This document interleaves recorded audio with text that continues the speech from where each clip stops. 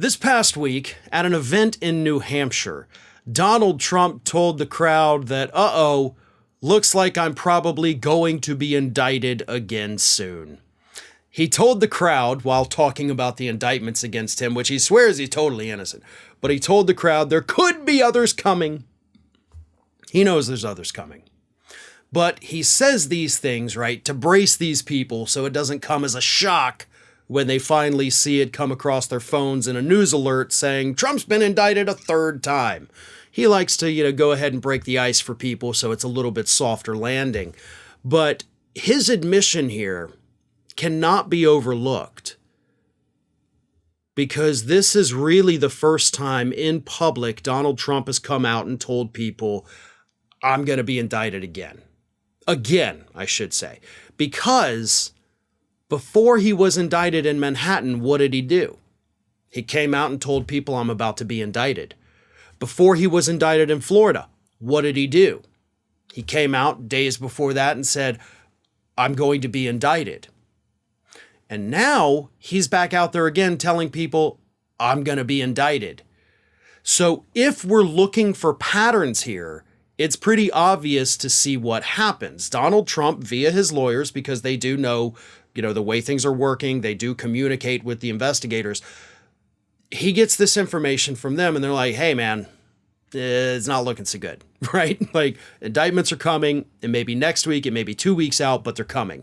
And he goes out there and he shares that information on Truth Social. He says it in speeches, and then it does become a reality. So if we're going by that same pattern, if in fact the pattern does exist and it's not just a coincidence, then based on when he made these comments, we might be looking at more indictments for Donald Trump this week or possibly next week. Now, I know that's a rather quick timeline here, especially since the indictments in Florida just happened. But Trump doesn't just say these things because he feels like saying them.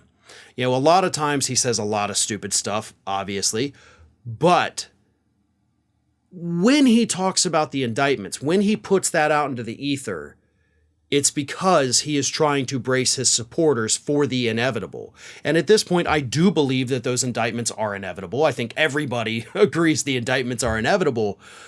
But I think we're dealing with a much shorter timeline than most of us had previously thought. I have expected those indictments to come before the end of summer, but let's be real here, that's still 2.5 months away. I don't think we're looking at 2.5 months. I think these new indictments come before the end of July.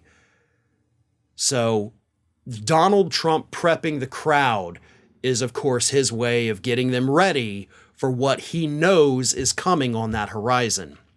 But don't worry, because he's totally not worried about it, right? He plays it calm, cool, and collected on the surface till he goes back home, nobody's around him, and he starts freaking out on Truth Social.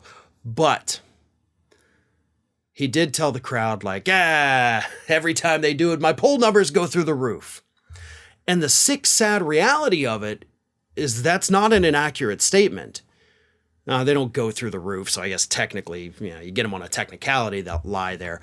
But his poll numbers have gone up. Now, just to be clear, after the second indictment, his poll numbers in the immediate polls that came out did drop a couple points, but he is now not only rebounded back to where he was, but he's actually gained support. So he does get more support the more he gets indicted. But he's been indicted for things that Republicans have essentially written off. His tax thing in Manhattan. I don't even understand the Stormy Daniels thing, whatever it is. The documents, Biden had documents, Pence had documents, this is BS.